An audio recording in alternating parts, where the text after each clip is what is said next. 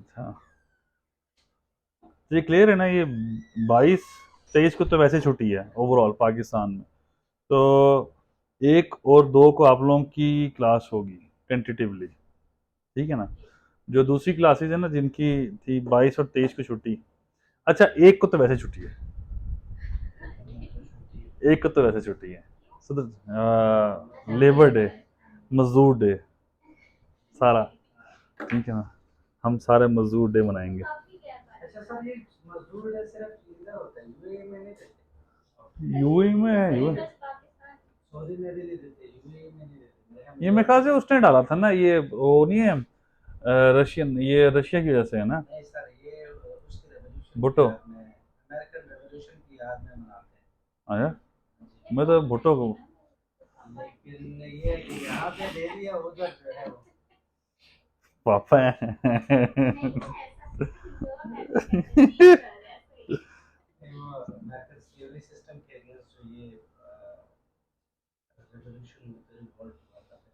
American history पढ़ी है आप लोगों ने? अमेरिकन हिस्ट्री नहीं पढ़ी? मैंने मैंने मैंने सीएसएस दिया था ना, तो मैं सीएसएस दिया था तो मेरा अमेरिकन हिस्ट्री उड़ा था, मेरा अमेरिकन हिस्ट्री उड़ा था 600 कुछ मार्क्स है मेरे आई गेस। और पास था ओवरऑल वैसे, लेकिन वो अमेरिकन हिस्ट्री के उड़ने की वजह से, अमेरिकन हिस्ट्री के माइनस करके ना मेरे 600 मार्क्स कुछ थे, तो अमेरिकन हिस्ट्री उड़ी तो उसमें 28 मार्क्स थे, 5 नंबर से मैं उड़ा था ना वो। जहरीला है। यहाँ पे आप तैयारी कर करके जो देते हैं, आगे पे वो सीएस पे एकेडमी में आपको 3 साल में जुड़ा हुआ है, 2 साल, हाँ 2 साल उधर भी रहते हैं, हाँ, ठीक है? और 2 साल में भी आपको यही चीजें सिखाते हैं। क्या मतलब जैसे कि जो सीटीपी होता है, हाँ, उनके भी मेरे 12 के 24 पेपर उधर भी होते हैं। हाँ जी, वो भी पास करना जरूरी है, अगर उधर भी फेल हो गए तो फायदा। उसके बाद स्पेशलाइज्ड ट्रेनिंग होती है, लेट्स सपोज कोई कॉमर्स, अस्सलाम वालेकुम बच्चे, कैसे हो, ठीक हो? कोई कॉमर्स का है तो वो पिटाड़ में आता है, कोई पुलिस का है तो वो एनडीए में चला जाता है, कोई फॉरेन का है तो मेरे ख्याल से 1.5 साल होती है, उसके बाद फिर वो 6 महीने इकट्ठी होती है, 6 महीने उसके बाद फिर चेंज हो जाते हैं। 6 महीने बस इकट्ठे रहते हैं, ये साल इकट्ठे रहते हैं, मेरा ख्याल है। वहाँ पे भी आपको मतलब एक बंदे का अमेरिकन हिस्ट्री से लेना देना कुछ भी नहीं है, अगर उसने लेट्स सपोज सीटीपी में जाना, कॉमर्स में जाना, ठीक है, या उसने उसमें जाना है डीएमजी में जो आजकल पास हो रहे हैं, उसके भी अमेरिकन हिस्ट्री और पता नहीं क्या क्या पेपर दे रहे हैं। वो रीजन है ना उसकी, बेसिकली वो आपके पासिंग को ये नहीं देख रहे सब्जेक्ट क्या है, वो आपका मतलब जैसे कहो ना कि एप्टीट्यूड टुवर्ड्स पेपर देख रहे हैं। इसको हम ये आप मेरे नज़दीक में तो गलत एस्टिमेशन गलत कर रहे हैं आप। वो एप्टीट्यूड टुवर्ड्स पेपर देख रहे हैं, ये नहीं देख रहे कि एप्टीट्यूड टुवर्ड्स पेपर देख रहे होते सर तो कभी भी इसमें क्रैश प्रोग्राम ना होता। क्रैश मतलब लेट्स सपोज इसमें ऐसा होता है कि अगर एक बंदे ने यूएस हिस्ट्री ली, हाँ, तो आज जिस दफा उन्होंने टारगेट किया कि यूएस हिस्ट्री वाले को आगे जाने नहीं देना, हाँ, वो क्रैश कर लेते हैं। आपने तो मेहनत की है, आपने हाँ, तो स्ट्रगल की है। अच्छा, किसने यूएस हिस्ट्री पढ़ी है वैसे, किसी ने पढ़ी है, कोई आइडिया है? नहीं पढ़ी। मेरा पेपर था यूएस हिस्ट्री का, वैसे लाइव भी चल रहा है। उसमें ना, उसमें क्वेश्चन था कि पेप्सी का फार्मूला कब बना, कोकोला का फार्मूला कब बना, 7 अप का फार्मूला क्या कब बना। बंदा कहे कि मैं तो दिमाग खराब हो गया, 20 एमसीक्यू, 20 के 20 तारीख हैं, 20 की 20 डेट्स, वो मैं तो पागल हो गया था। मैंने कहा ये क्या दे दिया, मैं कहा ये पेपर उड़ गया, मतलब जिससे कह लो ना कि सारे पेपर मतलब सब में पास, सब में अच्छे मार्क्स, सिर्फ ये जो यूएस हिस्ट्री था ना, यूएस ऐसे पास, मेरा मेरा कोई पेपर फेल सिवाय यूएस बता रहा हूँ, सिर्फ एक पेपर उड़ा, यूएस हिस्ट्री, और वो टारगेटेड पेपर था कि कोई भी पास नहीं हो सकता था उसमें, जिसने नहीं रखा हुआ था वो निकल गया होंगे। मेरा दोस्त है, मैंने मेरे दोस्त ने इकट्ठा दिया, अब वो ओएमजी ग्रुप में है, ऑफिस मैनेजमेंट ग्रुप में है, तो हाँ, और वो उसमें है। और एक वैसे मैं काफ़ी दोस्त हैं सीएसपी भी हैं, फिर वो पंजाब में जो होते हैं पीएमएस उसमें भी हैं, इधर केपी वाले में भी हैं, इस तरह हैं। तो दोस्त कोई जजेस भी बन गए दोस्त, ठीक है। मैथ्स में क्रिमिनल लॉयर नहीं है, वो क्रिमिनल वो बेसिकली सिविल और उस तरफ है ना, वो इस तरफ नहीं है। तो खैर, the point is I R में कोई नहीं है ऐसा। आई यार इंटरनेशनल रिलेशन में, नहीं, ये इनलैंड रेवेन्यू। इनलैंड रेवेन्यू में कोई नहीं आया, अल्लाह की कसम मुझे बड़ा दुख है उसका, मुझे बहुत दुख है उसका। कोई आया था ना तो फिर मैं पढ़ाने ना आता।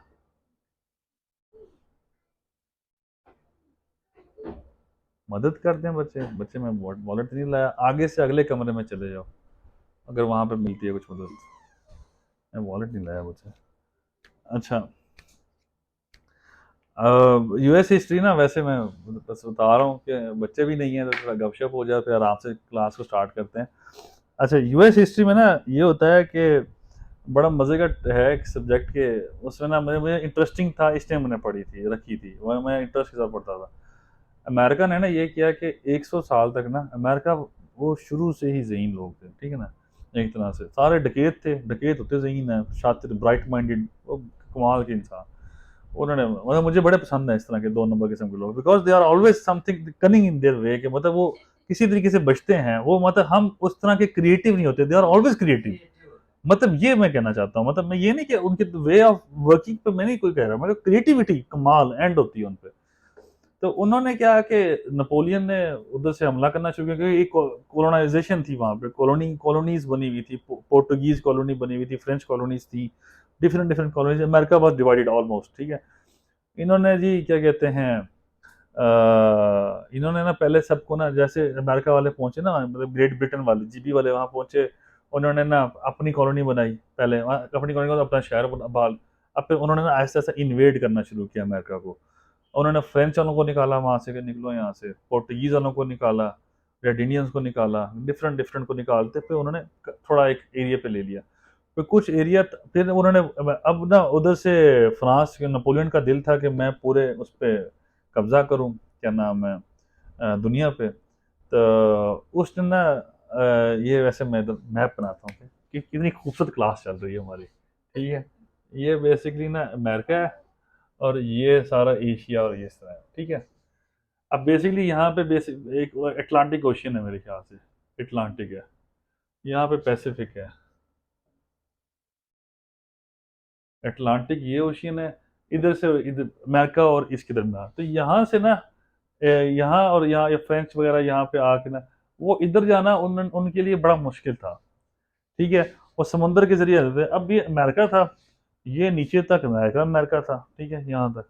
तो यहाँ पर बीच में अर्जेंटीना वगैरह और ये जो बीच में कुछ मुल्क थे, ठीक है ना, ये मैक्सिकन और ये वो स्टेट्स जो थी, वो ना वो अमेरिका ने ना सारी की सारी ना, मतलब आहिस्ता आहिस्ता डेवलप होना था, अमेरिका को समझ आ गया हमने डेवलप करना।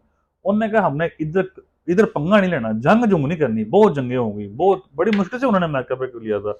और पता नहीं एक उनका इलाका है मिनीसोटा, पता नहीं कौन सा है, वो आधे अमेरिका जितना है, वो उन्होंने पैसे देके खरीदा था, ठीक है ना। वो उस टाइम उसने ना अपनी कितनी अपनी प्रॉपर्टी थी वो बेच के ना, वो पैसे उसने दूसरी स्टेट को दिए थे, फ्रेंच स्टेट को, एक स्टेट को, और वो आधा अमेरिका उसने खरीदा था उससे। मतलब जिस तरह पाकिस्तान ने तुर्बत खरीदा है उनसे, गवादर खरीदा है ओमान वालों से मेरे ख्याल से, तो सेम इसी तरह उन्होंने खरीदा था, तो वो आधे अमेरिका जितना।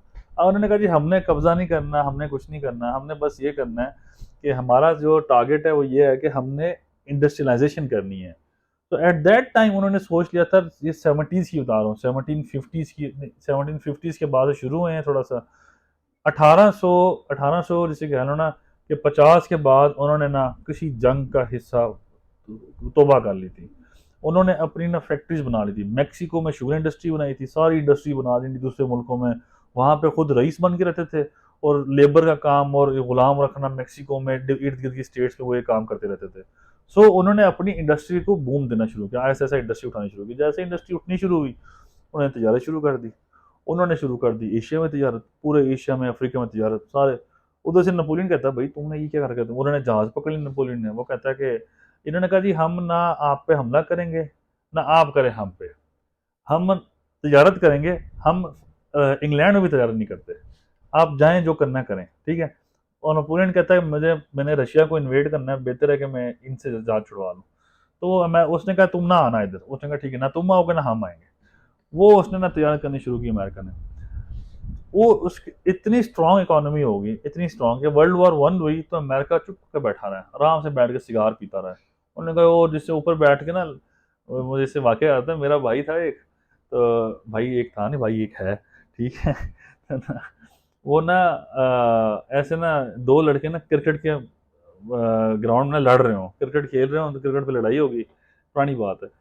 अच्छा ये अब मेरा बड़ा भाई है मुझसे, वो ना लड़ रहे हो, तो लड़ाई शुरू होगी उनकी, भाई चला गया उनके पास, भाई जाके ना बैठा और वो एक दूसरे को मारना शुरू कर दिया, मार रहे ना, गंदी गंदी, फिर मार मार के, फिर मार थक गया ना, फिर गालियां देनी शुरू कर दी। अब भाई बैठ के देख रहा है, ठीक है।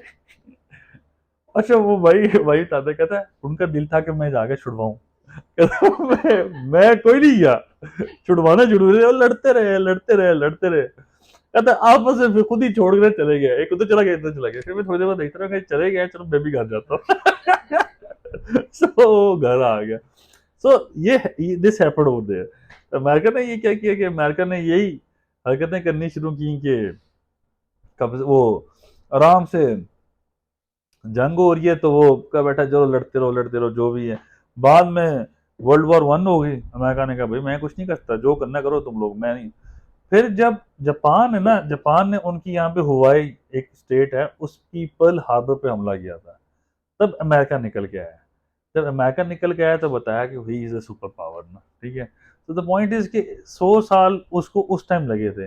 आज के दौर में अगर हमने इंडस्ट्री पाकिस्तान में रेवोल्यूशन लानी है तो हमें 50 साल लगेंगे, 40 साल, क्योंकि इकोनॉमी तेज है, हम जल्दी नहीं। उस वक्त इतना मार्केट कंपटीशन नहीं था, इतनी इन्वेंशन नहीं बच्चे लगता है ऐसे, हमें लगता है जितनी जो चीज़ बनती है हमारे पास क्वालिटी ज़्यादा है, हमारे पास हर चीज़ नेचुरल है, हर चीज़ हम ज़्यादा बेहतर तरीके से बना सकते हैं, और हम जो चीज़ बाहर बनती है हम वो जल्दी यहाँ कॉपी कर सकते हैं, ठीक है ना। एज कम्पेयर टू यार, तू सैमसंग सैमसंग S23 पाकिस्तान में बन रहा है, मतलब S21 S22 S23 पाकिस्तान में बन रहा है, वो रह नहीं गई गल यार, क्या क्या रह गया। मतलब अब आईफोन रह गया था ना, सिर्फ वही आना रह गया था, बाकी सैमसंग तो पाकिस्तान में बन रहा है, यहाँ से बाहर जा रहा है। तो मतलब मैं कह रहा हूँ कि ये कोई मसला नहीं है, ये हमें लगता है। MG यहाँ बन रही है, वो दूसरी क्या कहते हैं DFS के ग्लोरी वाली, वो यहाँ बन रही है, और दो तीन और गाड़ियाँ वो पाकिस्तान में बन के यहाँ से एक्सपोर्ट हो रही हैं। तो अभी जो इकोनॉमी जो ऊपर नीचे हुई है, डिस्टेबल हुई है, जिसकी वजह से उन्होंने बंद किया अपने plants, but the point is ये ये क्या था इमरान खान ने कि यहाँ आके उनके प्लांट लगवाए थे, यहाँ से बाहर जाने शुरू हो गई थी गाड़ियाँ। तो ये चीज थी यार अच्छी। तो मैं बस ये कहना चाह रहा हूँ कि ये चाहिए, और ये जल्दी उसने 3 साल में करके दिखाया यार, 3 साल में प्लांट आ गए हैं, सब कुछ उठ के आ गए, इन्वेस्टमेंट आ गई, गाड़ी बननी शुरू, गाड़ी निकलनी शुरू होगी। कमाल हो गया था यार, ये मैं को मानता नहीं है। पाकिस्तान इमरान खान के टाइम में पहला मुल्क एशिया का जिसने सेल फोन एक्सपोर्ट किए थे। हाँ मैं वो कह रहा हूँ, सैमसंग गया था यहाँ से, सैमसंग गया था, वो इन्फिनिक्स भी गए थे। काफी टाइम हो गया, ये सो लेकिन अब रिवर्स हो गया ना, सारा कुछ रिवर्स सब हो, रिवर्स हो सब कुछ रिवर्स हो गया।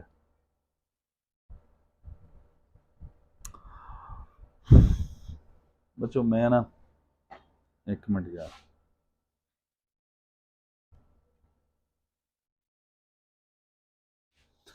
अब ना एक मजे की आपको वो दिखाता हूँ। यार ये एडवोकेट तैमूर कौन है, वही है? Sir no issue not at all sir. उस्ताद है सर, आप आधे घंटे बाद आए, कोई मसला नहीं। तो खुद नहीं, वो खुद नहीं आया। मैं सिर्फ कंफर्म करना चाह रहा था, मैंने कहा कभी हम भी ऑन टाइम पहुंच जाए। ये सही है यार।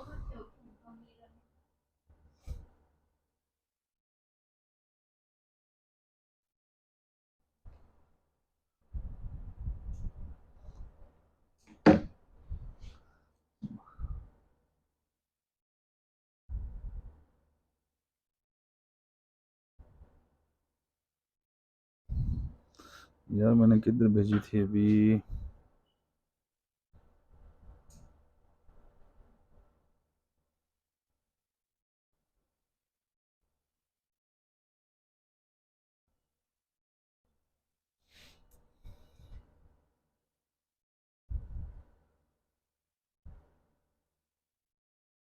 एक मिनट बच्चों,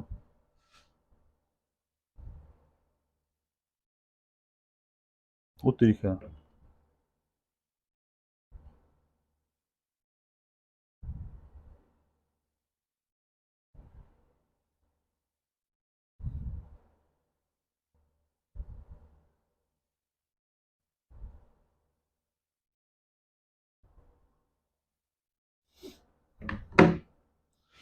बस यही है।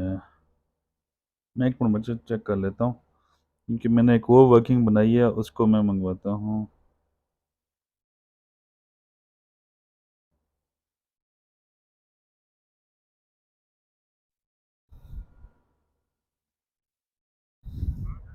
आमिर साहब गए? अच्छा बात सुन, मुझे ये सीरीन की ये जो वर्किंग थी, ये मुझे व्हाट्सएप करता है। ये लेटेस्ट कौन सी थी, 2021 की भेजी थी ना तूने कल, मुझे व्हाट्सएप कर दे जल्दी से। नहीं नहीं नहीं, सीरीन की मुझे चाहिए, ये जो अभी हम कर रहे थे ना 2020 या 21 की, तूने मुझे भेजी थी, वो वाली मुझे चाहिए। नहीं ना, 2022 की नहीं चाहिए मुझे, 2000 में जिसमें 2021 की चाहिए, 2021 की मुझे भेज। तूने मुझे मेल की थी कल, मुझे मेल की थी, याद करो, वो जिसमें हम इनएडमिसिबल कर रहे थे ना, प्रोविजन फॉर ग्रेचुटी, वो वाला कंसेप्ट था। ठीक है, व्हाट्सएप, हाँ हाँ क्लास में हूँ। हाँ हाँ, ओके, अल्लाह हाफिज़। मैं ठीक ठाक सर, आप मैसेज करके खुद आए नहीं सर, चंगे बंदे हो तुसी। नीचे अच्छा बच्चों, बच्चों रूल ऑफ थंब क्या है, याद करो जरा।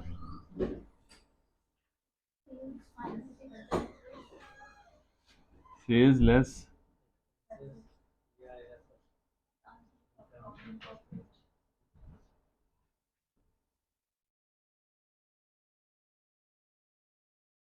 अकाउंटिंग प्रॉफिट आ गया, ठीक है।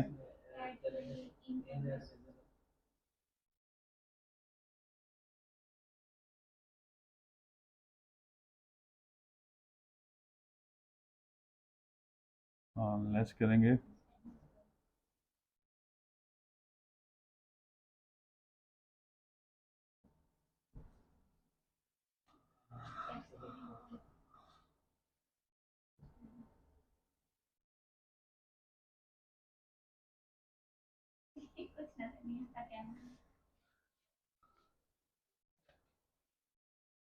जूम किया करो ना, उधर जूम जूम नहीं होता, वीडियो जूम होती है, बस जूम कर लिया करो। टैक्सेबल इनकम आ गई यहाँ पर। अच्छा अब मैं थोड़ा सा इसको आगे लेके चलता हूँ, जो कल हमने थोड़ा सा पढ़ा था ना, दो बातें। ये इनएडमिसिबल एक्सपेंसेस जो हैं, ये वाले जो हैं, ये मैंने आपको क्या बताया था, बाय लॉ होते हैं। बाय लॉ का क्या मतलब है, ये अभी फिलहाल मैं ये समझाने लगा हूँ, ठीक है आप लोगों को बच्चों। पॉइंट पॉइंट क्या है बच्चों, इसके अंदर हमने हमें आए जैसे फाइनेंशियल अकाउंट्स आए, फाइनेंशियल स्टेटमेंट्स आई, हमने क्या किया, हमने बगैर कुछ देखे, बगैर कुछ समझे, हमने सारा डेटा उठाया, हमने रिटर्न के अंदर डाल दिया। रिटर्न में डाला, सेल्स डाली जितनी भी थी, एक्सपेंसेस जितने भी थे सारे डाल दिए, हमारा अकाउंटिंग प्रॉफिट निकल आया। इस अकाउंटिंग प्रॉफिट में क्या लगना है, एसीटी लगना है, ठीक है। यहाँ पे एसीटी निकल आया। इसके बाद जो ये वाले इन, ये हमें लॉ ने खुद बताए हैं कुछ एक्सपेंसेस, कि ये एक्सपेंसेस देयर आर चांसेस कि ये इनएडमिसिबल हो सकते हैं। अगर आपकी कंपनी में ये हैं तो आप इनएडमिसिबल कर दो। ये रिटर्न के अंदर बाय डिफॉल्ट खुद ही पड़े होते हैं, आप नहीं कर सकते उनको खुद से मॉडिफाई, वहां पड़े होते हैं। आपने अगर आपका बनता है लिख दो, नहीं बनता ना लिखो, ठीक है। तो द पॉइंट इज, ये रिटर्न के अंदर पूरा टेबल बना होता है, ठीक है, पूरा पेज होता है, इसमें इनएडमिसिबल एडमिसिबल एक्सपेंसेस पड़े होते हैं। हमने वो बन गए, हमारे हैं तो हम लिख देंगे, नहीं अब यहाँ पर मैंने बताया था आप लोगों को, जैसे इनएडमिसिबल कौन कौन से हैं, for example accounting depreciation, accounting amortisation, एक नजर आना चाहिए।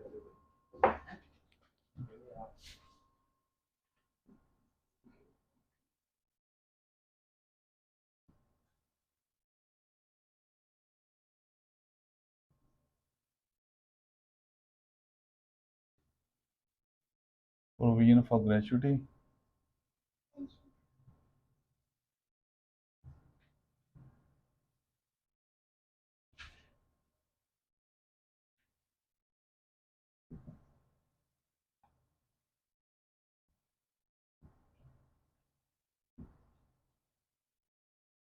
और कौन सा हो गया, बस ठीक है, इतने काफ़ी है।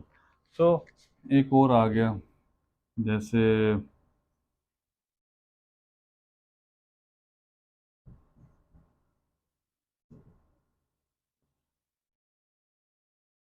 ठीक है, अकाउंटिंग डेप्रिसिएशन पता है आप लोगों को क्या है? कोई कंसेप्ट, कोई मसला तो नहीं है, क्लियर है? अकाउंटिंग अमाउंटाइजेशन पता है क्या है? ठीक है, provision for pension, gratuity, provident superannuation, ये पता है क्या है? क्या है? क्या है? वो डिपेंड करता है आपके पास इवेंट पे है, अगर वो कुछ ऑर्गेनाइज हुई है। एग्जांपल दूं, हाँ हाँ, क्यों नहीं? फॉर एग्जांपल आपने किसी एम्प्लॉय ने, अगर आपने एम्प्लॉय को डिसमिस किया है, एम्प्लॉय ने अगर आपको केस किया है, तो इन केस अगर वो पास्ट इवेंट पे डिपेंड करता है, अगर आपको पे करना भी पड़ेगा, आपको नहीं पे करना पड़ेगा, लेकिन हम फाइनेंशियल स्टेटमेंट में नोट में डिस्क्लोज करते हैं।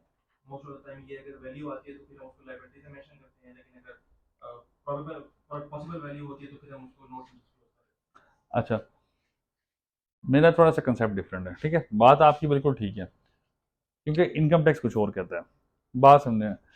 अब सैलरी, अब यहाँ पर मैं जरा इधर थोड़ा सा एक लिख रहा हूँ, सैलरी है, सैलरी के दो एवेन्यूज हैं, एक एम्प्लॉयर दे रहा है, एक एम्प्लॉय दे रहा है, मतलब एम्प्लॉयर दे रहा है, एम्प्लॉय को मिल रही है, ठीक है। अब ये सॉरी, इसे मैं बता रहा हूँ प्रोविडेंट फंड है।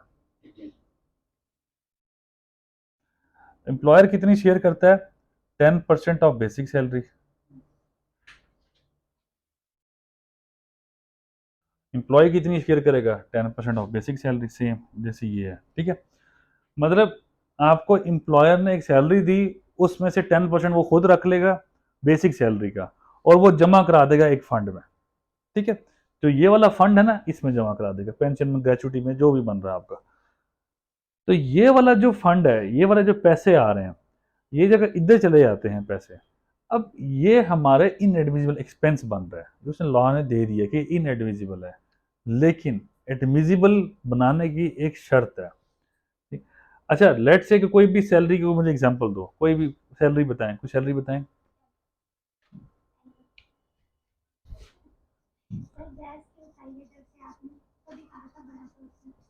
10 लाख जी, ठीक है, ठीक है। अच्छा, 10 लाख है, इस पे ये बेसिक सैलरी थी, 10% कितना बना बच्चे? 1 लाख रुपए। पूरे साल में 1 लाख रुपए इसने, और पूरे साल में 1 लाख रुपए एम्प्लॉय ने, ये दोनों ने दे दिया। तो इधर कितना जाएगा? ये उठ के जाएगा यहाँ पर कितना? 2 लाख। ये पेंशन जो है, पेंशन फंड, ये पेंशन फंड है, ये इसको इन्वेस्ट करेगा बैंक में, उस बैंक से क्या आएगा? Profit on date. स्टोरी समझ आ रही है बच्चों? प्रॉफिट ऑन डेट जब आया, क्या वो टैक्सेबल था कि नहीं था? ये क्वेश्चन है, ठीक है। यहां से ये पूरी स्टोरी निकल के वहां पे पहुंच जाएगी। अब मैं इसको वापस करता हूं, ये कहता है इनएडमिजिबल, इनएडमिजिबल कौन सा एक्सपेंस होगा, और एडमिजिबल कौन सा एक्सपेंस होगा?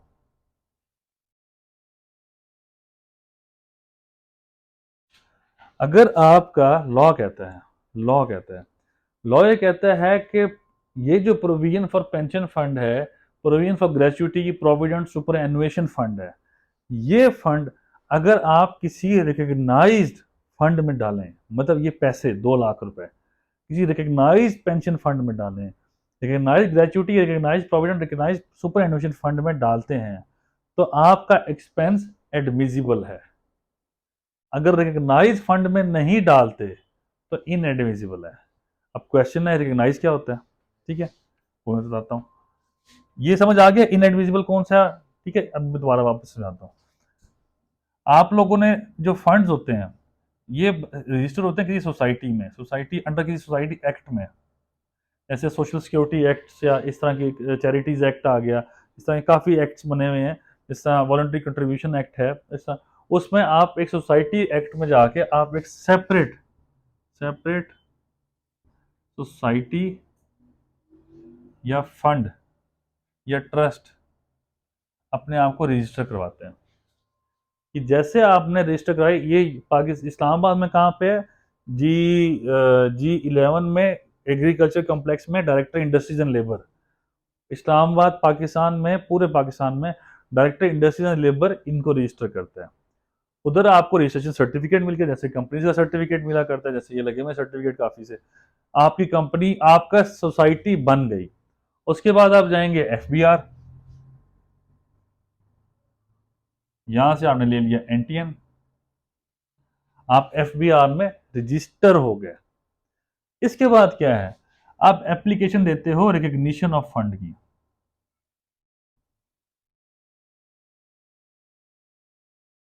अगर रिकग्निशन ऑफ फंड की आप जैसे एप्लीकेशन देते हो, वो आप बताओगे कि मेरे इतने एम्प्लॉयज हैं, इतना वो उनकी मैंने डिडक्शन करनी है मंथली 20%, 10%, जितनी भी डिडक्शन मैंने करनी है, और मैंने जमा करानी है बैंक में, मैं जमा कराऊंगा, उस पर एक प्रॉफिट आएगा, तो मेरे इस और वो प्रॉफिट पे टैक्स नहीं कटना चाहिए, प्रॉफिट ऑन डेट, ठीक है, क्योंकि इनके फंड्स के ऊपर ऑलरेडी एक दफा टैक्स कट चुका है। इसके बंदे के एम्प्लॉय की जो सैलरी है, इस पे ऑलरेडी टैक्स कट चुका हुआ है, ये ग्रॉस सैलरी पे, ग्रॉस सैलरी में से निकल चुका होता है टैक्स, ठीक है। सो हम कहते हैं कि वो इस पे एक दफा टैक्स लग गया, इसलिए रिकग्नाइज फंड है, तो इस पे टैक्स नहीं कटना चाहिए, तो वो हमारे इसलिए इस फंड को रिकग्नाइज कर दें, वो इसको रिकग्नाइज कर लेता है। दूसरा हम बेनिफिट क्या लेते हैं, हम कहते हैं जितने भी पैसे इस फंड में जाएंगे, जितने भी पैसे इस फंड में जाएंगे, सारे के सारे एडमिजिबल एक्सपेंस बन जाएंगे। कंसेप्ट क्लियर है? जो इन्वेस्ट किया, जो प्रॉफिट है, वो कहाँ पे है? क्या वो कंपनी का प्रॉफिट है ना। देखो मेरे पैसे, तो एम्प्लॉयज का है ना, एम्प्लॉयज का पैसा है, रिकॉर्ड कौन करेगा, कंपनी अपने प्रोविडेंट फंड, एक सेपरेट एंटिटी बन गई ना, ये एक सेपरेट एंटिटी, सेपरेट उसकी हम देंगे टैक्स, नहीं दे रहे होंगे ना, उस पर टैक्स नहीं दे रहे होंगे, क्योंकि एग्जम्पशन मिल जाती है इसको, इसीलिए तो हम कर रहे हैं सारे काम। वो तो हम इस अमाउंट के लिए कर रहे हैं ना, फिर अमाउंट आगे अमाउंट के लिए नहीं कर रहे बच्चे, बेसिकली बात यह है कि जो एम्प्लॉय का ये जो है ना एम्प्लॉय, इसकी सैलरी मैंने आपको बताई थी कि ग्रॉस सैलरी जो होगी, ग्रॉस सैलरी, उसके ऊपर टैक्स लगेगा। जब इसके ऊपर बच्चों टैक्स लगना है, तो इसके बाद इसमें से टैक्स निकल गया, और क्या निकलेगा, प्रोविडेंट फंड, बकिया टेक होम है, बकिया वो घर लेके जा रहे हैं ना।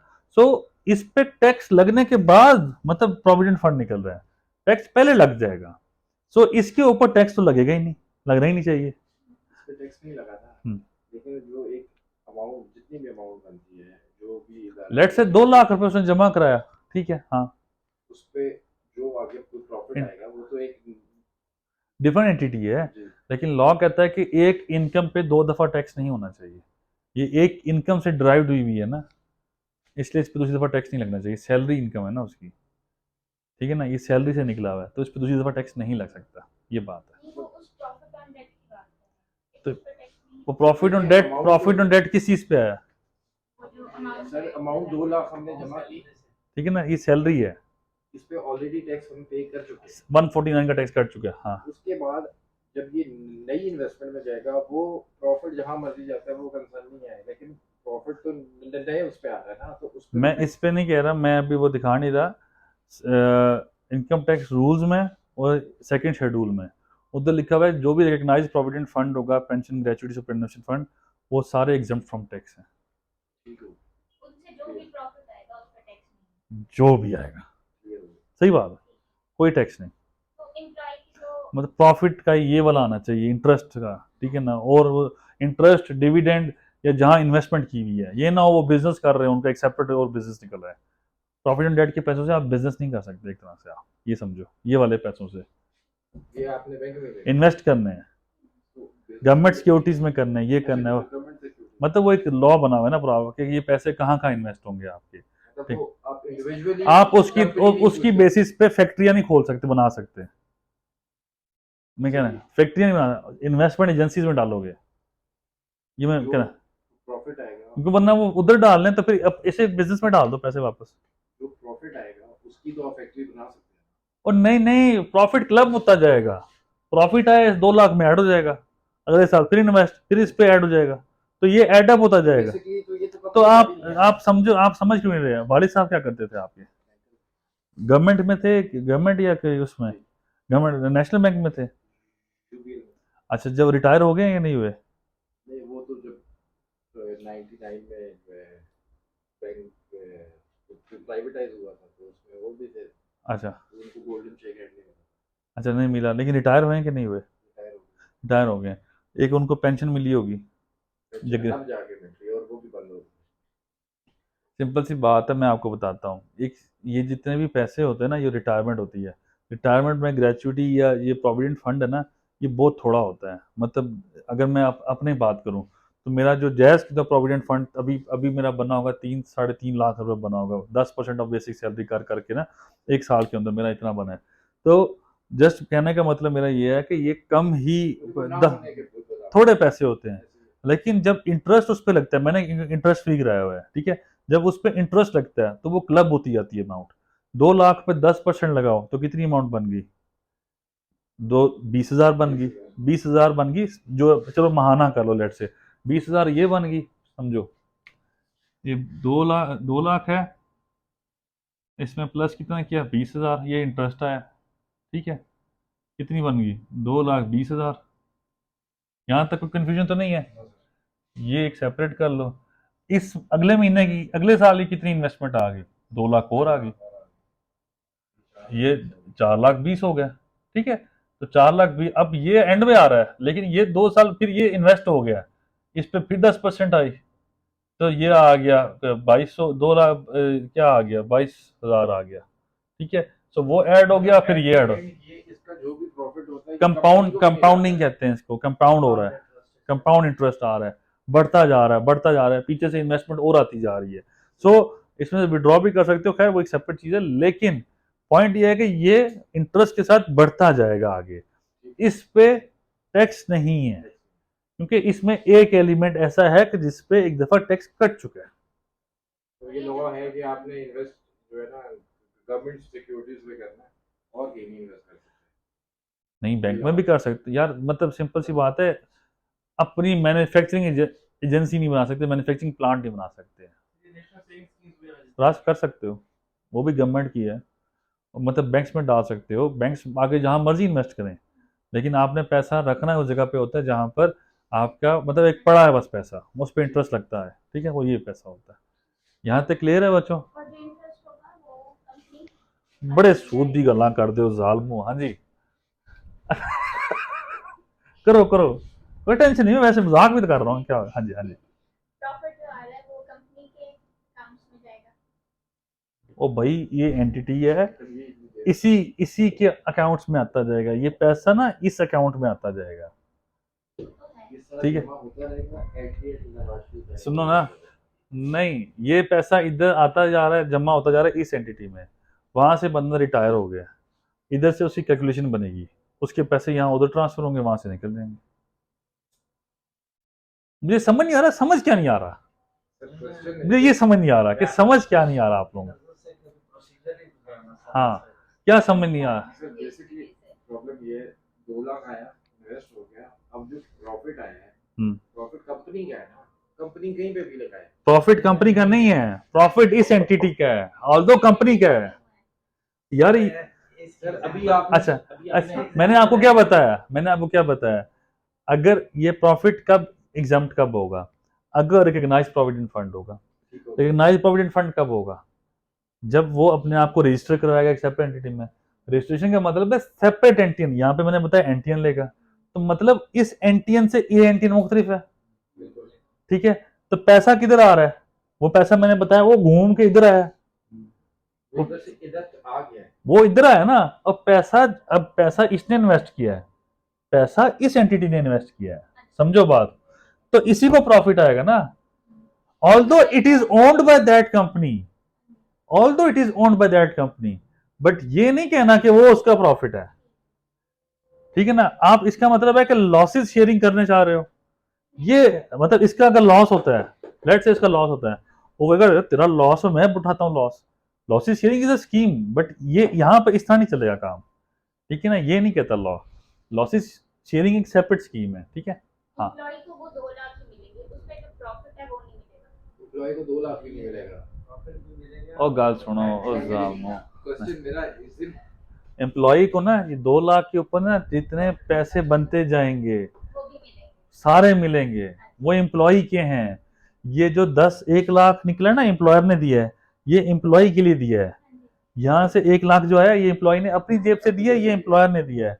तो द पॉइंट ये 2 लाख जब इन्वेस्ट हो जाएंगे वो एम्प्लॉयर ने दे दिए एम्प्लॉय बेनिफिट के लिए।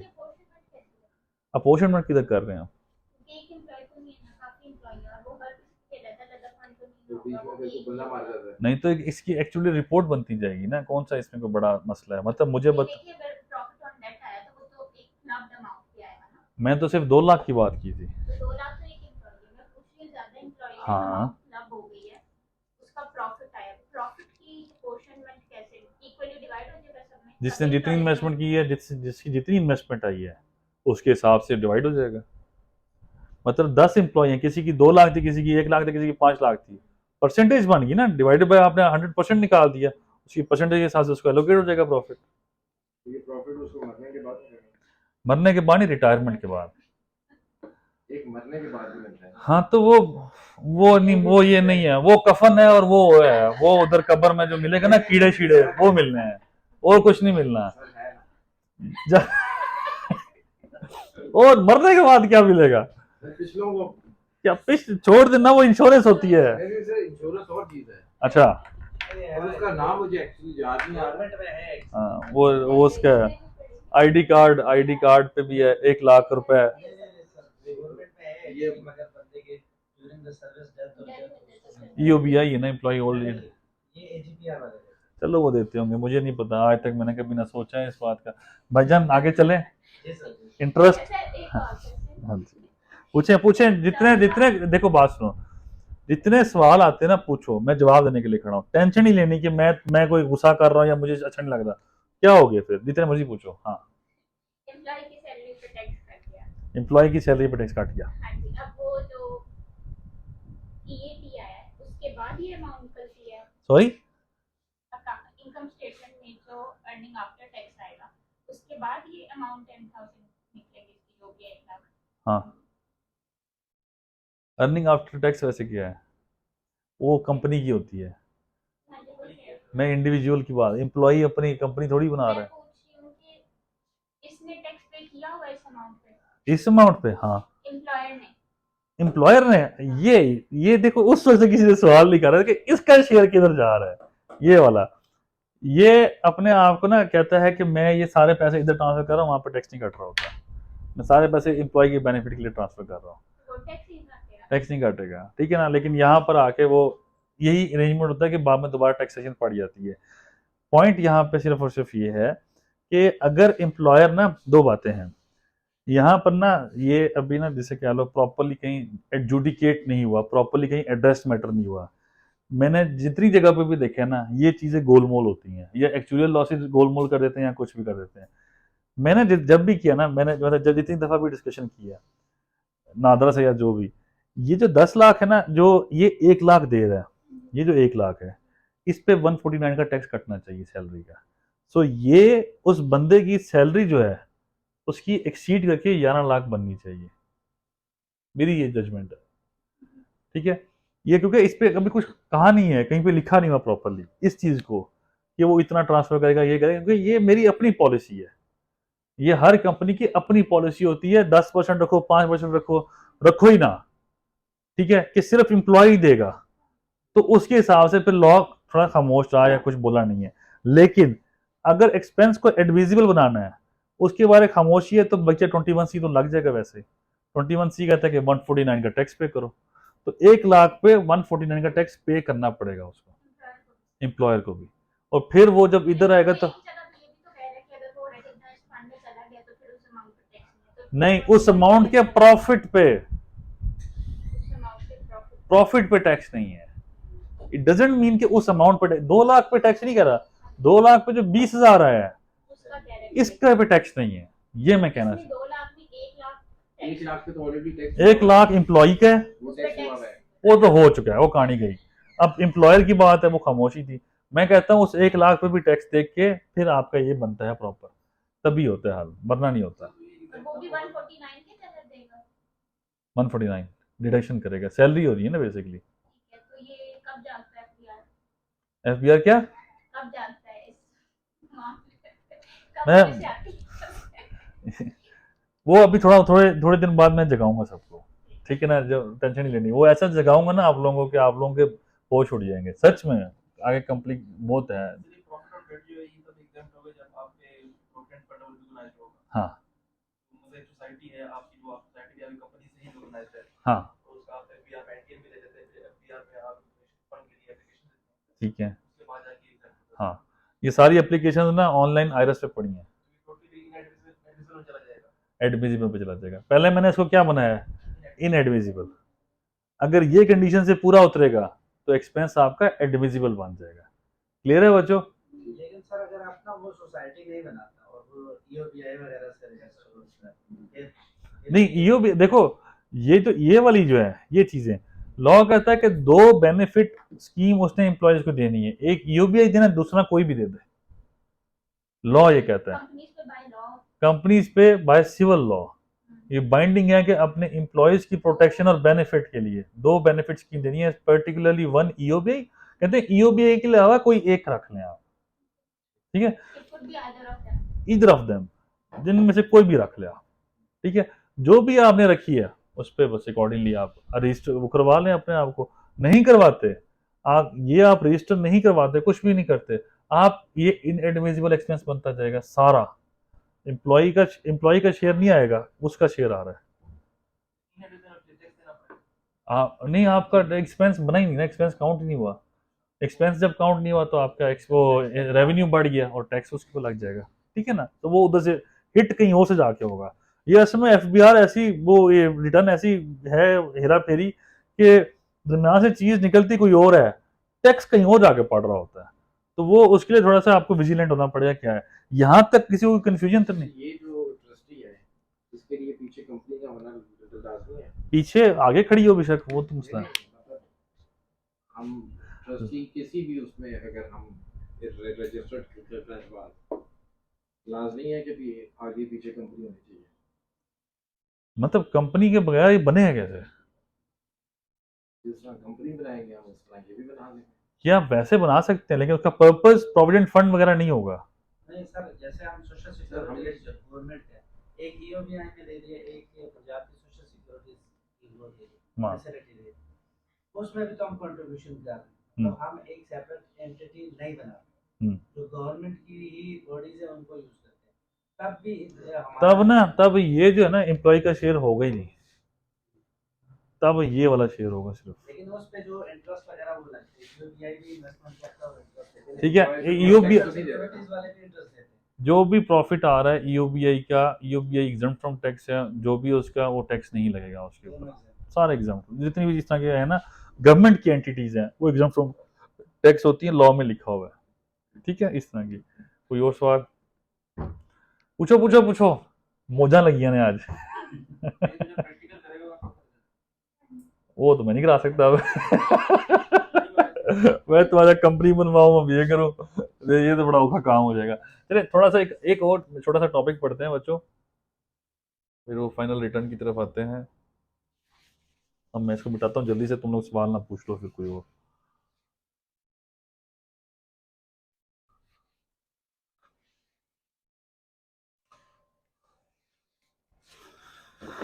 अच्छा बच्चों, ये तो हो गया 3 4 चीजें।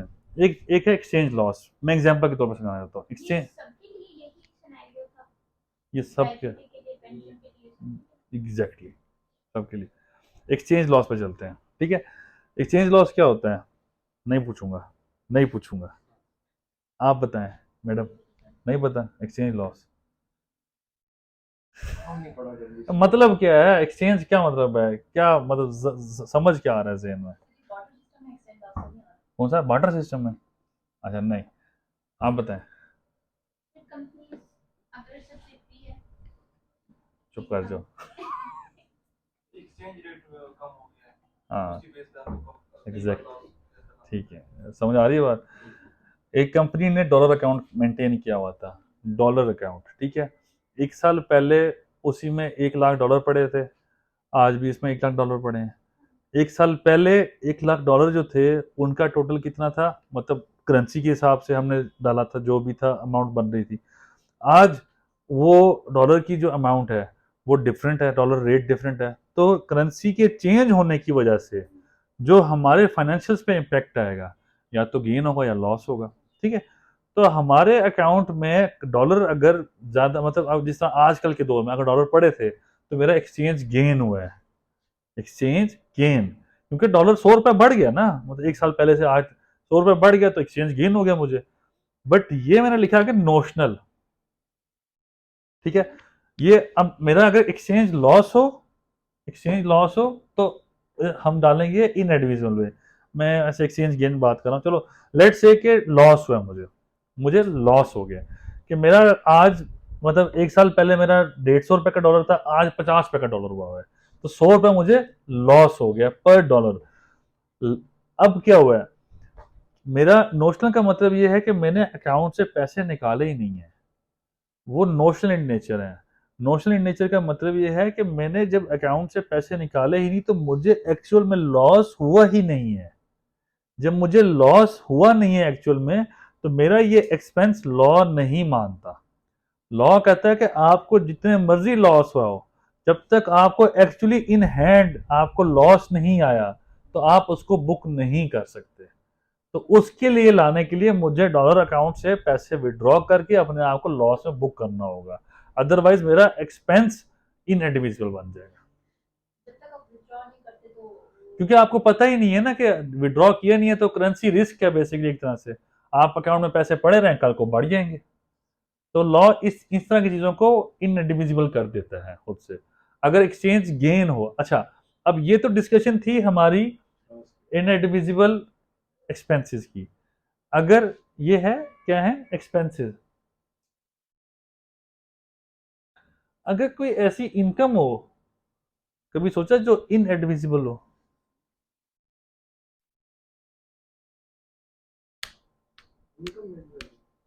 वही हाँ, हवाई इनकम, वो वो इनकम ही नहीं होती, वो वो इनकम नहीं होती, वो सीधी जेल होती है।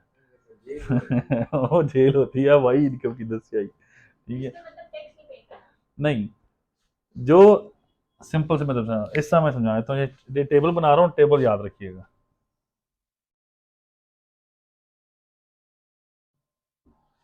एक्सपेंसेस, वो इनएडमिसिबल,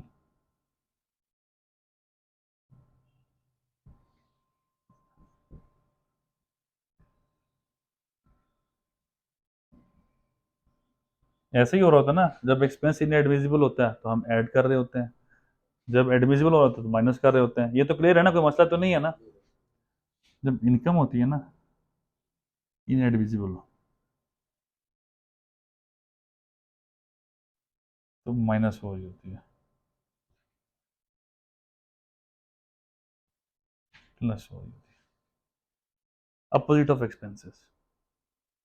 ठीक है बच्चों, इतनी से टेबल याद रखो, ये याद रह जाएगा, इतना ये टेबल लाजमी याद रखो, अपोजिट है, बस उसका इम्पैक्ट डिफरेंट करना है। कुछ हमारी इनकम होती हैं, काफ़ी ऐसी इनकम, जैसे एक्सचेंज गेन भी एक इनकम ही है ना। एक्सचेंज गेन है, वो है तो नोशनल, आया तो है ही नहीं हमारे पास, लिटरली आया तो है नहीं, तो क्या करेंगे उसका, सोचो ज़रा। ये देखो ना, यहाँ तक मैंने बताया, ये है इनएडमिसिबल, ये हमारे सारे इनएडमिसिबल है।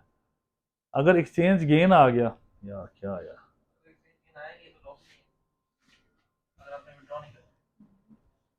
देखो मेरी अदर इनकम में एक्सचेंज गेन आ रहा है, मैं फाइनेंशियल में तो रिकॉर्ड करूंगा ना, पॉसिबल इनकम है, एक्रूअल बेसिस ऑफ अकाउंटिंग है, मैं क्यों नहीं रिकॉर्ड करूंगा, मेरे पास पैसे पड़े हैं, मैंने फाइनेंशियल में तो रिकॉर्ड करना है ना बच्चे। क्लियर हो रही बात, कंसेप्ट को मैंने रिकॉर्ड करूंगा, अदर इनकम में मैंने रिकॉर्ड कर लिया। अब लॉ कहता है भाई मैं तो नहीं मानता, तुम्हारी इनकम ही नहीं हुई, मैंने अदर इनकम में डाल दिया है, वहां पे मैंने अकाउंटिंग प्रॉफिट डाला है, यहाँ पर ना बच्चे इसके अंदर ना ऐड, यहाँ पे ये भी कर लो, ऐड अदर इनकम। सो इन दोनों को मिलाना होता है, ठीक है। सो अगर ये मेरा एक्सचेंज गेन हुआ है तो ये हम एडविजिबल में डाल देंगे। जो एक्सपेंसेस होते हैं ना, लॉ में लिखा हुआ है सिर्फ ये, जो रिटर्न के अंदर सिर्फ इतना पोर्शन प्रोवाइडेड है, इतना, ये प्रोवाइडेड नहीं है, ठीक है। तो जब नहीं है, अब मेरा वहां पे गेन आ गया तो मैं उसको एडविजिबल में डाल दूंगा। एक तरह से आप समझ लो कि वहीं पे मैं बुक कर लूंगा, मैं अपनी इनकम को कम कर रहा हूं। इनकम को मैं कम कैसे करूंगा, इन एक्सपेंस बुक कर लूंगा। समझ रहे हो बात? मैंने अपनी इनकम को कम करना है। मेरी इनकम थी, मैंने गलती, मेरी अदर इनकम बन गई है एक्सचेंज गेन, मैंने इनकम को कम करना है। मैं कैसे कम करूंगा? एक्सपेंस बुक करूंगा। एक्सपेंस कैसे बुक करूंगा? एडविजिबल एक्सपेंस में डाल दूंगा। बात समझ रहे हो बच्चे? तो आप वो तो मानेगा ही नहीं, वो कहते हैं मैं मान ही नहीं रहा। ओ यार, वो क्यों नहीं मानेगा? वो ये तो उसके फायदे की बात है। मैंने अदर इनकम में डाला है, मैंने अदर इनकम में डाला है, बाद में मैं उसको जीरो कर दिया। वो अदर इनकम जो है उस पर मैं टैक्स तो वैसे ऑफ ऑफ टैक्स तो कर दिया मैंने, मिनिमम टैक्स तो लग रहा है, जी, ये वाला टैक्स भी लग रहा है, एसीटी भी लग रहा है, ऐसे की। ये भी इधर भी दे दिया, इधर भी दे दिया एक तरह से। जब मैंने ये चीज़ें ऑफर कर दी है मैंने, तो फिर मुझे क्या टेंशन, उसको क्या टेंशन है? सिर्फ आप कह रहे हो कि नॉर्मल टैक्स नहीं दिया, इसके लिए उसको, वो इसके लिए नहीं तो बढ़ता, हमने अमाउंट ही उड़ा दिया ना, उसको तो मिला ही कुछ नहीं। उसको यहाँ पर अमाउंट नहीं मिल रही, यहाँ पर मैंने उड़ा रहा हूँ, यहाँ तक तो बात वही है। ठीक है, आप समझ रहे हैं बच्चे बात? मैडम क्या कंफ्यूजन है मुझे बताएं, पक्की बात है, क्लियर है? अच्छा बच्चे, ठीक है। सर आप क्लियर है? बच्चे क्लियर है? मैडम क्लियर है? ठीक, 3 बच्चे क्लियर हैं अभी। आपने, आपकी इनकम हुई है, ये अदर इनकम है, ठीक है, ये मैंने यहां पर डाल दिया। लेट्स से ये इनकम आपकी एज पर लॉ इनकम नहीं है, मतलब आपकी इनएडमिजिबल काइंड ऑफ इनकम है, ठीक है। इनकम वो कहता है भाई भाई आपने इनकम लिख ही नहीं सकते ये वाली। तो यहाँ पर मैंने इस जगह पे जब मैं डालूंगा, तो क्या यहाँ पे मैं एसीटी तो दे रहा हूँ ना, इस पे मेरी इनकम बढ़ जाएगी। ऑल्टरनेट कॉर्पोरेट टैक्स यहाँ पर मैंने दे दिया, जब मैंने दे दिया तो मैंने ऑफर फॉर टैक्सेशन तो कर दिया ना उसको, जब मैंने ऑफर फॉर टैक्सेशन उसको कर दिया, नीचे बेशक नहीं आ रहा, बट वो कहेगा कि भाई आपने ऑफर फॉर टैक्सेशन, मैंने कहा ये तेरे दादा बुक ले लिखा है, जनरली बात होगा, ये क्या बात कर रहा है, मतलब ये किधर मैंने किया है, जनरली बात करूं मैंने। और अगर मैंने फिर इसको निकालूंगा, क्योंकि मैं उसे बताऊंगा भाई ये अकाउंट में पैसे पड़े थे, बैंक स्टेटमेंट दूंगा ना, ये पैसे पड़े थे, आज तक पैसे पड़े हैं, निकाले ही नहीं है, तो इनकम किस बात की? ये तो मुझे आईएफआरएस और आईएसएस कहते हैं ना कि अपनी इनकम को रिकॉर्ड करो, एक्रूअल बेसिस पे रिकॉर्ड करो। तो मेरी इनकम हुई है तो मैंने रिकॉर्ड कर दी है। हाँ वो नोशनल थी, लॉ कहते हैं ना लिखो उसको, तो मैंने कहा मैंने निकाल दिया यहाँ से। तो मैं उसको, जब मेरी इनकम नहीं थी मैंने इनकम में डाला, अगर मैंने इनकम माइनस करनी है तो मैं उसको एक्सपेंस बना लूंगा। यहां पर कोई मिसाल दो, कोई पैसे बताओ, इनकम कितने पैसे, लेकिन एक मिनट, पैसे बताओ, सर एक मिनट। हाँ 15 लाख, ये 15 लाख थी ना बच्चे, ये सर की एक्चुअल पे है। ये थोड़ी है। नहीं मंथली की बात कर रहे, सर नहीं साल की बात कर रहे हैं। नहीं मंथली नहीं है यार, इतना आइडियल फिगर है मेरे लिए, ठीक है। अच्छा, मैंने यहाँ पर इनकम डाली, यहाँ पर ये मेरे एक अमाउंट लेट से ये आ गई 5 मिलियन आ गई, ठीक है, 5 मिलियन आ गई मेरे लिए। अब ये मैंने इस पे मैंने एसीटी दे दिया, ठीक है, जब मैंने इस पे एसीटी दे दिया, मैंने ऑफ ऑफ टैक्स कर दिया। अब यहाँ पे मैंने, यहाँ पर इंडियन कुछ भी था, मैंने यहाँ पर 15 माइनस कर दिया दोबारा से, तो मेरी अमाउंट यहाँ प्लस हुई है, यहाँ माइनस हुई है, अमाउंट डिफ, एक्सचेंज गेन, हाँ एक्सचेंज गेन, हाँ एक्सचेंज गेन लिखूंगा, एक्सचेंज गेन वहां पे लिखा हुआ टेबल में, बना हुआ है, मैं जो मैं वो इनकम्स भी बनी हुई है, एक्सपेंसेस भी बने हुए हैं। मतलब सर उसको तो कुछ नहीं मिला ना, ओ नो, प्लस किए नीचे माइनस ओ ने एसीटी मिल गया है, एसीटी हमने 17% उसको दे दी, 17% ना। देख ना, चल एक मिनट एक्सरसाइज करते हैं, एक्सरसाइज करते हैं, ठीक है। सर हाँ सर ये तो वही वाला रिवर्स हो गया था। रिवर्स हो गया, सर लेकिन पे तो हमने विद हायर है, तो वो तो एसीटी ऑब्वियसली हायर होगा, हाँ तो पे तो हम कर रहे हैं। हाँ, लेकिन डिपेंड करता है ना, आपने अगर पे किया है, नीचे 15 लाख कहाँ से आ गए? कितना है। पे कर दिया है, तो नीचे 15 लाख किधर टैक्स से आ की गए? बात, एक मिनट, ओए हौसला कर। 15 लाख है, नीचे 15 लाख ओए एक मिनट, ओए चुप कर जाओ, ये ठीक है ना, ये बस याद रख लेना, मैं मिटा दिया हूँ ना, पूछना मुझसे, ठीक है, ये भी मिट गया। अमाउंट बताओ यार, कोई सेल्स की अमाउंट बताओ यार, कोई अच्छी सी अमाउंट बताओ, बहुत। 50 लाख, ठीक है जी। ओ यार चुप कर जाओ यार, 5 मिलियन, वो फिर बाद माइनस मुझसे नहीं होता। एक्सपेंसेस बताएं मैडम, कोई भी एक्सपेंसेस बता दें। 3.5 मिलियन आ गए, 3500, ठीक है। अब ये इनकम में अदर इनकम इतनी रहने देता हूँ, ठीक है। अदर इनकम आ गया हमारी 15, ये आ गई, ये माइनस हो गया, ये प्लस हो गया, तो टोटल हमारे कितना आया बच्चों, ये आ गया 2, 2 आ गए, ये 3 आ गए ना। ये क्लियर है बच्चे, मैंने अदर इनकम भी डाल दी है, ये भी डाल दिया। अब ये 3 मिलियन आ गया, ठीक है। अब ये 3 मिलियन है, अब इसमें इन एडमिसिबल एक्सपेंसेस से लेट से कि ये कर लें 5 लाख कर लो, ये आ गया। और एडमिसिबल एक्सपेंस जो था वो मैंने ये 15 लाख वापस डाल दिया, वो ये 5 लाख है, ये 15 लाख डाल दिया, ये आ गया माइनस, ये आ गया प्लस, ठीक है। अमाउंट बताओ बच्चे, 3 मिलियन है, 5 लाख प्लस कर दो 35, 35 में से 15 निकालो 2, यही आ गया ना। इस पे 29% लगाओ बच्चों रेट, इस पे लगाओ 17%, इस पे 1.25%, बताओ क्या वैल्यू आती है। तो मैंने पता मैं ही करना है।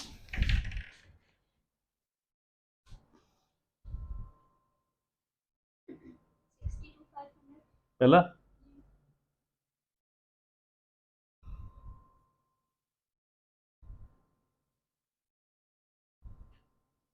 पाँच 10,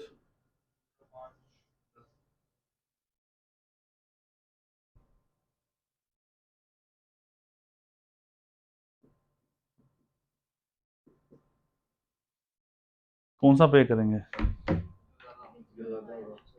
कौन सा है, चाहे वो कर भी लिया है, टैक्स डिपेंड करता है कि ये इस एक्सपेंसेस पे, इसका, तो हम कहीं पे श्योर नहीं हो सकते कि क्या टैक्स बनेगा, हमें वर्किंग सारी करनी पड़ेगी।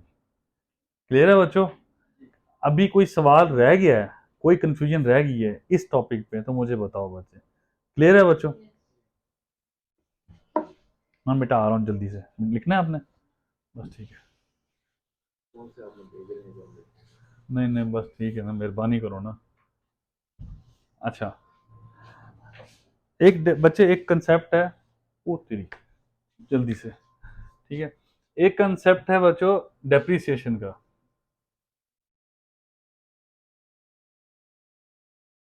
एक कंसेप्ट है लॉस का, एक है अनएब्जॉर्ब डेप्रिसिएशन।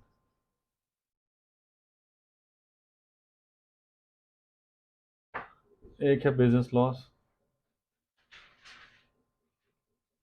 ये मैं कुछ कंसेप्ट है ना आपके जेहन में बिठा रहा हूँ, ठीक है। डेप्रिसिएशन सिंपल कंसेप्ट है।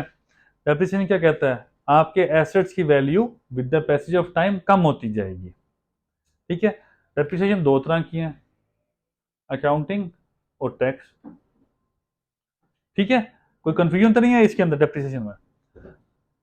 अब लॉस क्या है, लॉस वो लॉस है, लेट से यहां पर, ये मैं बात कर रहा हूं इस जगह पे, ठीक है।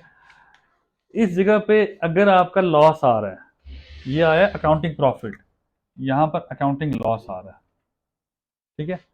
इस अकाउंटिंग लॉस का बच्चों क्या मतलब है, इस अकाउंटिंग लॉस का मतलब ये है कि ये वो लॉस है जो बिफोर डेप्रिसिएशन, टैक्स डेप्रिसिएशन आपने किया, बिफोर टैक्स डेप्रिसिएशन आप लेके जा रहे हो, या अगर यहां पर आता है, फिर यहां पर टैक्स डेप्रिसिएशन आती है ना,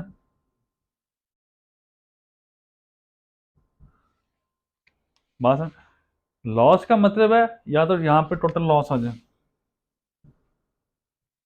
ठीक है, लेट्स से टोटल एंड पे लॉस आ जाता है, ठीक है, देन दिस अमाउंट्स को टोटल लॉस, ठीक है, टोटल लॉस आ गया।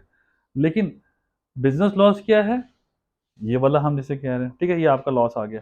लेकिन इसको हम डिवाइड करेंगे इस एंगल से कि हमारा बिजनेस लॉस डेप्रिसिएशन की वजह से कितना आया, टैक्स डेप्रिसिएशन की वजह से, और अगर ये ना होती तो अगर लॉस था या प्रॉफिट था। सो बात समझ आ रही है मैं क्या कह रहा हूँ, मुझे बताएं, आप बताएं मैडम।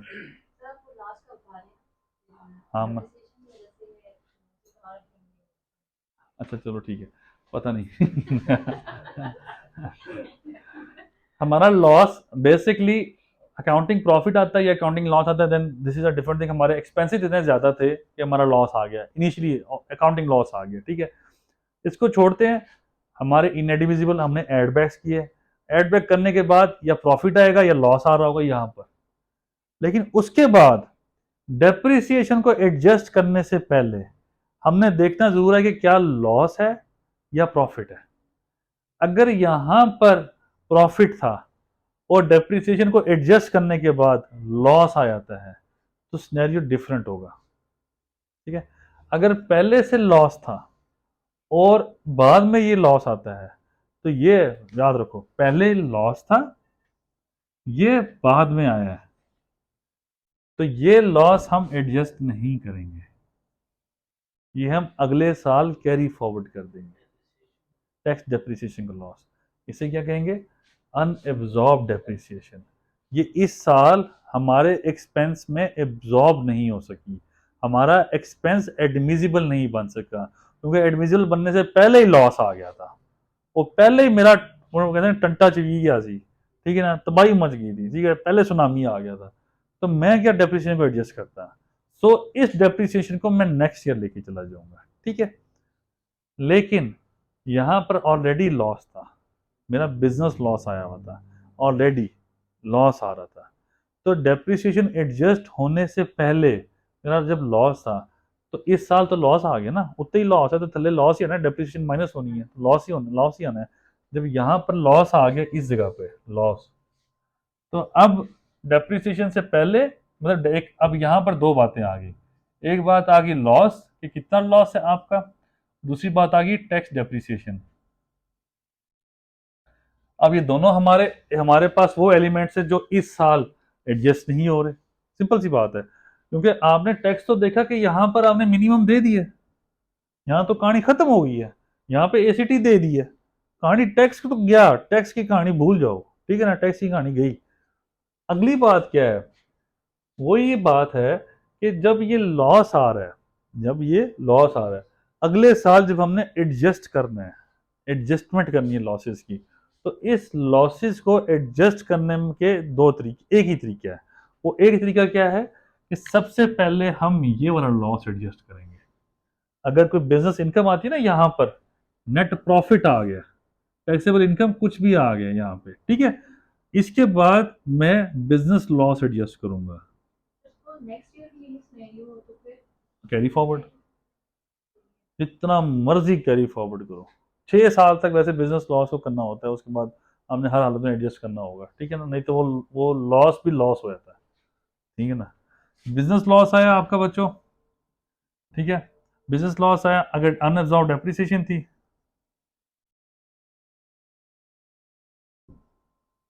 ये लगाया, इसके बाद आएगा आपका नेट प्रॉफिट, जिस पे आप टैक्स निकाल लोगे। कंसेप्ट समझ आया बच्चों? टैक्स लास्ट में अमाउंट है। हाँ, इस पे मतलब आप लॉसेस को एडजस्ट करने के बाद आपने प्रॉफिट पे कौन सा निकालना है, नॉर्मल। ये बात क्लियर हो रही है? ये नहीं होगा तो आपका नॉर्मल टैक्स नहीं निकलेगा। नॉर्मल टैक्स निकालने के लिए ये आपने पहले करना है, ठीक है, लॉसेस को एडजस्ट करना है। लॉसेस एडजस्टमेंट क्लियर है? कोई कंफ्यूजन तो नहीं है? इस साल का लॉस अगले साल कैरी फॉरवर्ड करना है, सिंपल सी बात है। क्या पहले करना है एडजस्ट, बिजनेस लॉस एडजस्ट करना है, सेकंड में डेप्रिसिएशन वाला लॉस एडजस्ट करना है। कंसेप्ट ये है सिंपल सा, ठीक। डेप्रिसिएशन वाला तायात, तायात, ठीक है, जब तक मरते नहीं है, ठीक है। मरने के बाद तो फिर जाहिर है आप ले ही नहीं सकते ना लॉस, ठीक है। मरने से पहले पहले आपने लॉस एडजस्ट करना है।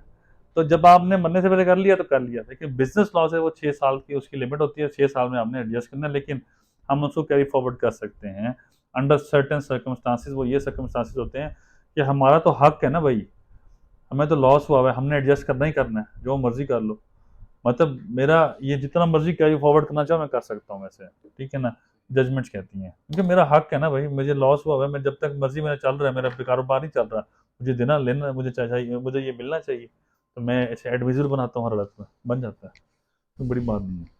वो तो अपना नहीं वो अगर नहीं मानते हैं तो फिर हम बना लेते हैं, मतलब जाके बात करते हैं तो कहते हैं कि सर ये बनेगा क्यों नहीं सर, बनेगा। आपकी शक्ल देखते हैं वो नहीं कहते नहीं, हैं जजमेंट भाई जजमेंट है, वो मेरी शक्ल तक कुछ नहीं है भाई, नाक कितना करो। चलो जी, ये क्लियर है बच्चों। बच्चों एक टॉपिक रह गया था सिर्फ माजा के साथ, ये सिंपल ये है,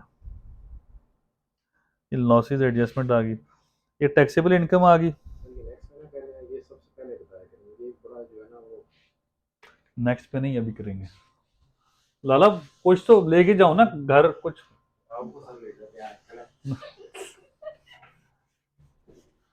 नहीं तेरी मेहरबानी है। खुद आते हैं, खुद चले जाते हैं, ड्राइवर ले कहते हैं बस ठीक है, जिस तरह भेजा था वैसे आ गए, और क्या किसी लेके जाए। चल कोई नहीं लाला, इधर आ जा तू, पहले टैक्स पे करना है इतना, ठीक है ना, फिर बात है। अच्छा जी, ये टैक्स है बच्चों, आप लोगों ने पे करना है, सिंपल सी बात है, ये आप फिलहाल छोड़ दो 4C, जो ये 4C बन रहा है, 29% टैक्स है बच्चों, दिस वन, इसका 29%, ठीक है, क्लियर है पहली बात। ये आ गया टर्नओवर टैक्स 1.25%, ठीक है। ये आ गया अल्टरनेट कॉर्पोरेट टैक्स ABC, कौन कौन से हैं, ए ये है, बी ये है, सी ये है। टैक्स लायबिलिटी क्या बनी, ये वाली 896, ये ए बी सी तीनों में से कौन सा हायर है, ये आपकी टैक्स लायबिलिटी है। इसमें से जितने टैक्सेस पेड हो चुके हैं वो माइनस हो जाएंगे, वो कौन से आ रहे हैं, ये मिनिमम टैक्स आ रहे हैं, ये पेड है, ये माइनस हो जाएंगे। सो द पॉइंट इज, ये देखो बच्चे, मैं इसको F2 फॉर्मूला लगाता हूँ, ये आ गया, ये आ गया, अल्टरनेट कॉर्पोरेट आ गया, या इसको तुम कंफ्यूज ही फिर नहीं होगा क्लियर। हाँ ये वाला आ गया, ये पेड आ गया, ये वाला आपका आ जाएगा, ठीक है। और वर्किंग में एक इशू मुझे मिल गया है, टैक्स चार्जेबल आ गया ये वाला, ये बच्चों देखो,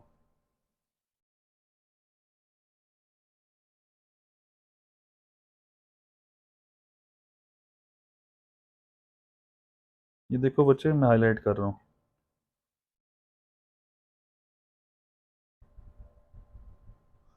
ठीक है।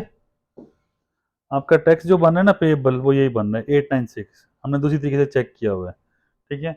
ये आपका टैक्स बन गया, ये आपने पे कर देना है। इसमें से जो ऑलरेडी माइनस हुए हुए हैं, ये है मिनिमम टैक्स एडजस्टमेंट अंडर 133, जो भी हमारी एडजस्टमेंट्स हैं, जो पहले के हमने टैक्सेस पे कर चुके हैं, वो सारे एडजस्ट होने के बाद ये आ जाएगा टैक्स पेबल रिफंड, ठीक है। इतना हमने पे करना है, 1,02,000। ये कहाँ पे, मैं अब आपको ये भी दिखाता हूँ, बच्चे अमाउंट क्या थी,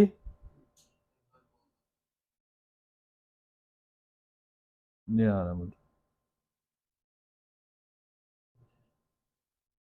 ठीक है बच्चों, वही वर्किंग है, वही वर्किंग की बेसिस है मेरी, वही चीज़ है।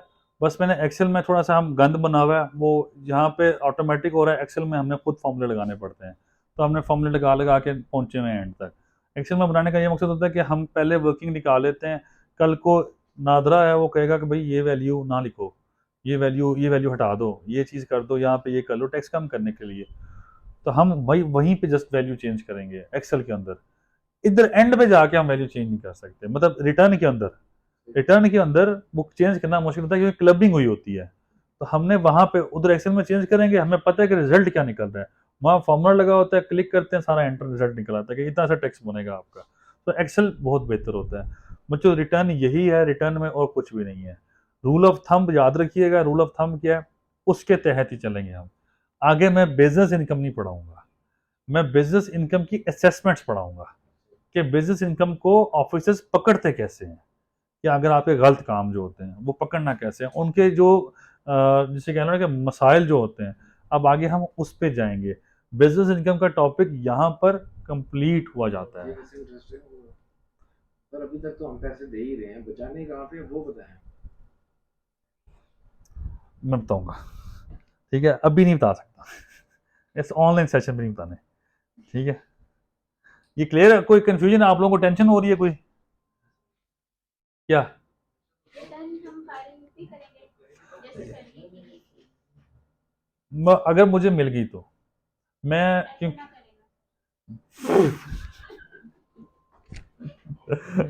मैं थोड़ी कर रहा हूँ असल में बच्चे, मैं बताता हूँ। एक ये होता है कि जब भी रिटर्न आपने करनी होती है, फाइल रिटर्न की डेट हमारी है, क्या डेट है रिटर्न की, डेट ऑफ फाइलिंग क्या होती है?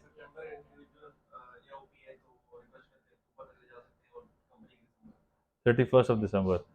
31 दिसंबर को टप्पे हुए 4 महीने हो गए हैं, ठीक है ना। सो रिटर्न्स काफ़ी फाइल्ड हो चुकी हैं। मेरा अब मैं रिवाइज कर रहा हूँ, ठीक है, किसी की सीनियर की अगर मैं रिवाइज कर रहा हुआ ना, रिवाइज कर रहे हैं, हम बना रहे हैं उसको ना, अगर रिवाइज कर रहे हुए ना, तो मैंने उसका, क्योंकि अभी पीछे कुछ टाइम आ रहा है, तो मैंने लाइव एक वो कर लूँगा, क्या कहते हैं, मैं अपनी एक रिकॉर्डिंग बना लूँगा। रिकॉर्डिंग बना के, आप उम्मीद है कि मैं उधर डाल के ना आप लोगों के लिए बना लूँगा कि ये किधर से वैल्यूज़ आ रही हैं, इधर मैं इनपुट कर रहा हूँ, आप लोगों के लिए वो रिकॉर्डिंग चला दूंगा। मार्केट से ढूंढ लेते हैं ना कि अगर हमने रिटर्न भरनी है तो मार्केट से निकाल लेते बंदा पकड़ लो, फाइनेंशियल ले आओ उसके, नहीं हैं, वो मिलेगा, ज्यादा बेहतर होगा मेरे ख्याल में। नहीं आता, ऐसे नहीं आते बंदे, और उनकी रिटर्न कुछ भी नहीं होती। ये रिटर्न जिन रिटर्न है, जिन होते हैं, ये देव होते हैं, ये देव हैं इतने बड़े कि बच्चा नहीं संभाला जा रहा, जेल के तरफ से पकड़ूंगा। मैंने तो देव का मुंह पकड़ा हुआ है, ठीक है ना, वो सर, टेंशन आपने नहीं लेनी, टेंशन नहीं लेनी, तो वो कोई बड़ी बात नहीं है। लेकिन ये कि ये मैंने ये बता रहा हूँ कि मैक्सिमम, इसके अलावा मैं और बताऊंगा, और भी हमारे पास रिटर्न हैं, वो इतनी बड़ी हैं कि वो, लेकिन वो ईजी होती हैं, बड़ी काफ़ी होती हैं, बट वो इजी जल्दी हो जाती हैं। कंसेप्ट समझ आना चाहिए, रूल ऑफ थंब याद होना चाहिए। रूल ऑफ थंब याद है आपको? क्या टैक्सेशन क्या है, किस तरह टैक्स है, टैक्स क्या है, हायर ऑफ क्या है, बस, और तो है ही कुछ नहीं ना। बाकी अब मैं जब रिवाइज करने लगूंगा इंशाल्लाह, अगर मुझे मिल गई तो मैं जरूर दिखाऊंगा, क्योंकि मुझे सुबह जो क्लास थी ना, उसमें उन्होंने भी कहा सर, उनका भी यही था टॉपिक, उनका भी आज एंड हुआ है, ठीक है, आपका भी आज एंड हुआ है। तो जैसे ही टॉपिक वो उनका हुआ है, तो वो कहते सर हमें ना एक जगह करवा देना। मैं देखिए मतलब कहाँ से मैं कराऊँ, क्लाइंट कहाँ से लाऊँ अब इस टाइम, तो ना वही मैंने वो देखता हूँ कि रिवाइज अगर मैं कर रहा हूँ तो उसकी मैं देख के आपको बता देता हूँ, ठीक है बच्चों। चलो, मेरी तरफ से सेशन एंड हो गया, थोड़ा लेट हो गया था मैं, उसके लिए बहुत माजरत, मैं भी थोड़ा 10 नहीं तुम्हें फाइन लगेगा। समझ आ रही है ना बच्चों? ये मुझे बताओ कि कोई टेंशन तो नहीं है? मुझे बाज़ औक़ात मुझे फीलिंग आती है कि आप लोग ना बस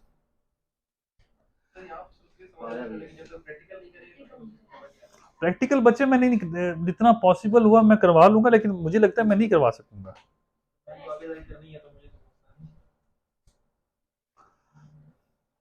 प्रैक्टिकल ना मैं करवा नहीं सकूंगा इतना ज़्यादा, मतलब मैं काफ़ी कोशिश होगी मैं प्रैक्टिकल दिखा दूं आप लोगों को, लेकिन करवाना, क्योंकि एक एक क्लाइंट को करवाना जो है वो थोड़ा मुश्किल हो जाएगा, ठीक है ना। मतलब मेरे पास इतने क्लाइंट हैं कि जिसकी इम्तिहान, लेकिन एक मैं बताता हूँ, आप सबको लोग एक एक आप दे दें।